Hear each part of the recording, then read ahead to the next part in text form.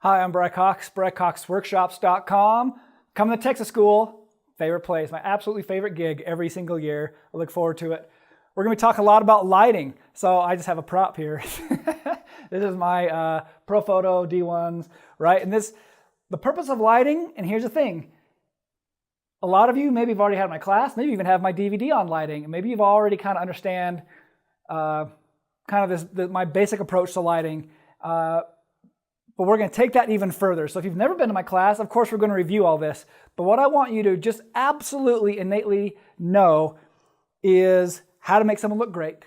How do you make someone look great in any condition with any kind of lighting? It could be studio gear. It could be outside with reflectors. It could be little speed lights. It could be a softbox. It could be... That doesn't matter nearly as much as do you know how to make someone look great. And I'm not talking about some memorized lighting patterns on the face. I'm talking about just some things like this. For instance, if you're lighting me, how high can you go with the light? How low can you go with the light? And how do you know when it's too far? Looking at the face. At what point is the image go from good to not good or too low? At what point does that go from good to not good? What about side to side? How far can you move that light to side before it goes from really, really good to unacceptable? Unacceptable. So how high can you go? How far to the side? I don't care what kind of style you want to do. If you want to do it like super, just crazy, more magazine style lighting, or maybe something maybe a little more traditional portrait lighting, that matters far less. And I can show you how to do both, except for that matters far less than it does understanding a few key principles. That's what we're going to talk about. Things like, quality, obviously, how sharp, how soft you may want that light, why you may want it that way. But aside from that is how do you make women look great? How do you make a woman look so good that she doesn't need, one, retouching in post-production, and two, you don't even have to do post-production.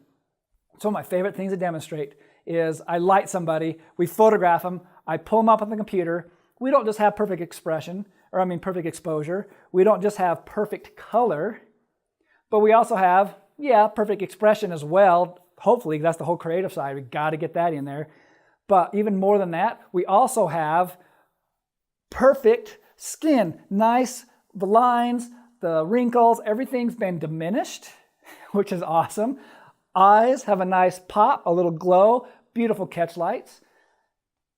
We can do it with anything. And when you learn how to do it with anything, then when I give you an assignment, I say, now, if you're a strobist, you need to learn how to shoot in a studio. Or if you're a studio guy, I'm going to make you do something with natural light. If you're a natural light photographer, I'm going to make you work in a studio. And not only that, now I'm going to make you work in a situation maybe like shooting at the bar and making an image where the background shows up, and yet we still got that perfect lighting on the face, perfect lighting in the eyes, and those kind of details. How do you make a woman look thinner? How do you do it with lighting? All these kind of things. Nailing lighting perfectly in any situation with any gear you've got. I don't even care what you got. Bring what you got, and I'll make you rock it.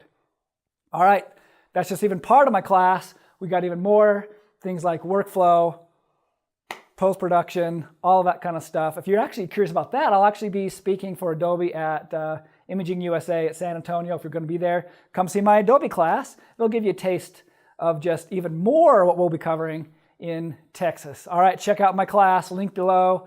Also, official link from Texas School below. All right, you guys. If you have any questions, let me know. And until next time, America.